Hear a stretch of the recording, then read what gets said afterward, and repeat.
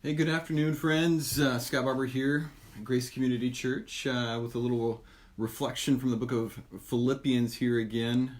Thanks for joining us in this journey as we walk with the Apostle Paul through what gives him resilient joy in the midst of being imprisoned, ultimately facing death, and being isolated from everybody, all the creature comforts and everything stripped away from him.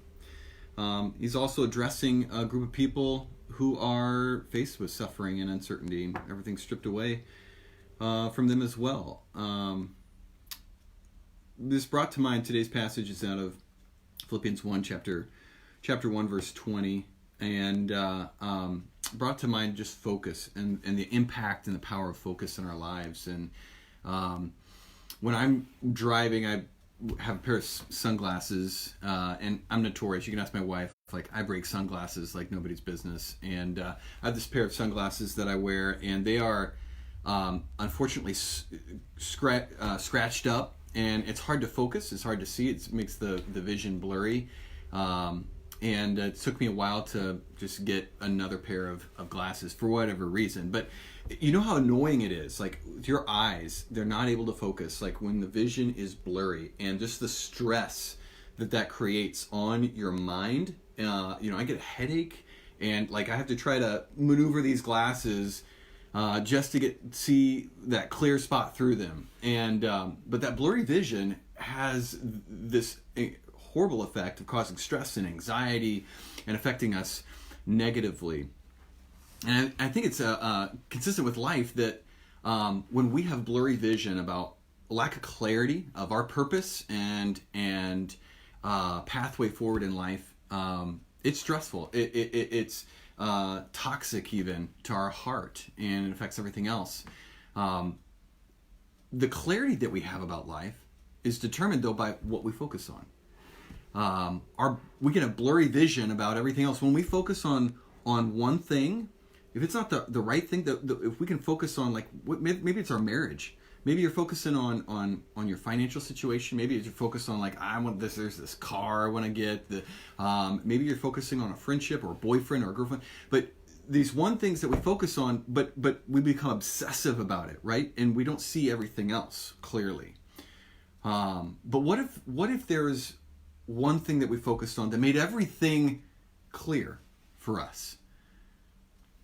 That's what Paul gets at here, and what gives him resilience is that the one thing he focuses on brings clarity to everything else. It brings everything else into clarity. He says, "It's my eager expectation and hope that I will not be at all ashamed, but that with full courage, now as always, Christ will be honored, whether by my life or by my death. For to me, to live is Christ, but to die is gain." You hear what he's focusing on there. He says it's his hope, it's his expectation, he has courage that Christ will be honored in his body, whether by life or death. For to him, to live is Christ, but to die is gain. Paul had clarity about everything else in life. He could live well and have joy and face suffering, whatever the life brings him, or he could die. He could face death, no matter what kind of death. Christ was the thing that brought him clarity in all these situations, that he didn't have to live for himself. He had clarity of how to handle and respond to situations and other people because of focusing on this one thing, Christ. And this is for all of us, that in this life, or as we face death,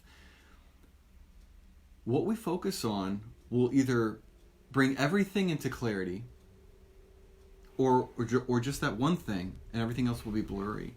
We'll neglect important things, important people, by focusing on our finances, or this thing that we want, or this boyfriend or girlfriend, or whatever it may be, our marriage and the problems in it, and how that spouse is not right, our children. When we focus on these other things, we lose sight of everything, and we can't take appropriate action. But when we make Christ the thing that we focus on, it helps bring clarity for how to act in our marriage and how to handle the conflict or the stresses, the difficulties there, on how to handle the challenges with our children, on our finances and how do we respond to that, on the uncontrollable circumstances that we're in, on that boyfriend or girlfriend or whatever it may be. When Christ becomes our focus, everything else becomes more clear. I think of like a camera.